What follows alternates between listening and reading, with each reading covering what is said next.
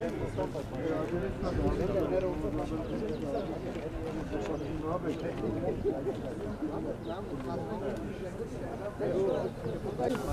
burada. Temelimiz buraya kadar çıkıyor. Bina şurada. Tabii dışarıda. Yani duvarım şurada gelecek. Tamam. Konulara gelecek. Bitmiş orada. Eski yapının temeline yetişmem için. Burayı Şu yıkım anda yaparken burayı mı doldurdun? Ben sıfır kodum bura. Bina kodum bura.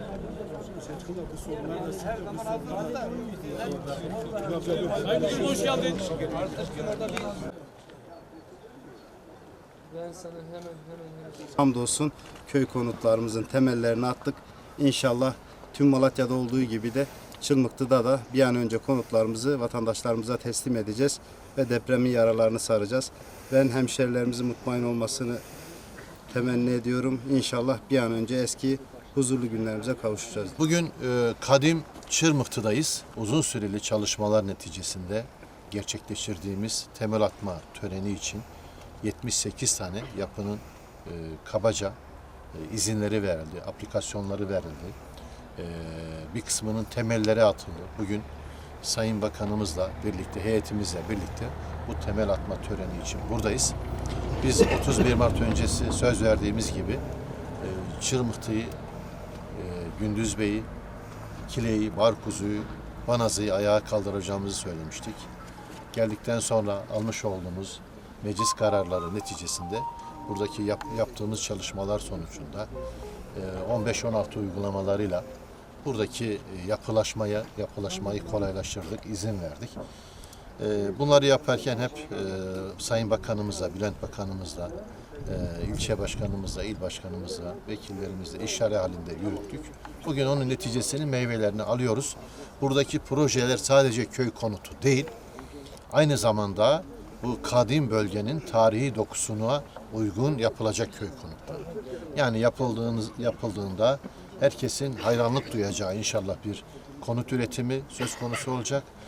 Bu çabalarımıza büyük destek veren hasreten Bülent Tüfekçi Bakanımıza, yine Yeşilyurt'un vekillerine, Yeşilyurt'un bunun dışında 2 tane daha vekili var.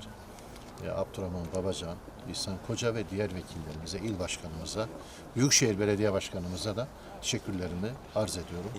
Kadim Yeşilyurt'ta bildiğiniz gibi daha önce rezerv projesi vardı. Şimdi kırsal konut projesi ama bu bildiğimiz kırsal konutlar değil.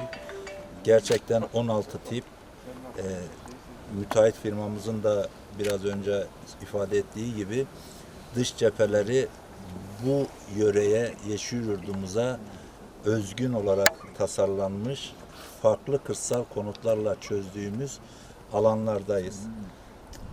Başkanımız sağ olsun, Yeşilyurt Belediye Başkanımız gerçekten göreve geldiğinden beri canla başla çalışarak özellikle de bu kadim Yeşilyurt'un bir an önce ayağa kalkması noktasında büyük gayret gösteriyor. Bakanlarımız her geldiğinde ve Ankara'ya geldiğinde her bir diğer maddelerinin yanında birinci maddemiz kadim Yeşilyurt'un, Gündüzbey'in, Yakınca'nın, Banazı'nın, Barkuzu'nun imarı ve ihyası ile ilgili. Allah'a hamdolsun belli bir başlangıcı yapmış durumdayız bugün. İnşallah 458 konut bu anlamda ihalesi yapılan her birini teker teker ayağa kalktığını hep beraber göreceğiz. Sadece kırsal konutlar değil, bu Yeşilyurt'un merkezine bir çarşı projemiz var. Tabii. Gündüzbey'e çarşı projemiz var. Banazı'ya çarşı merkezlerinde güzel, gerçekten herkesin gurur duyacağı bir çalışma var. İnşallah bakanımız geldiğinde bunun da artık son noktasını koyup ihale aşamasına Bu hafta getirmiş olacağız.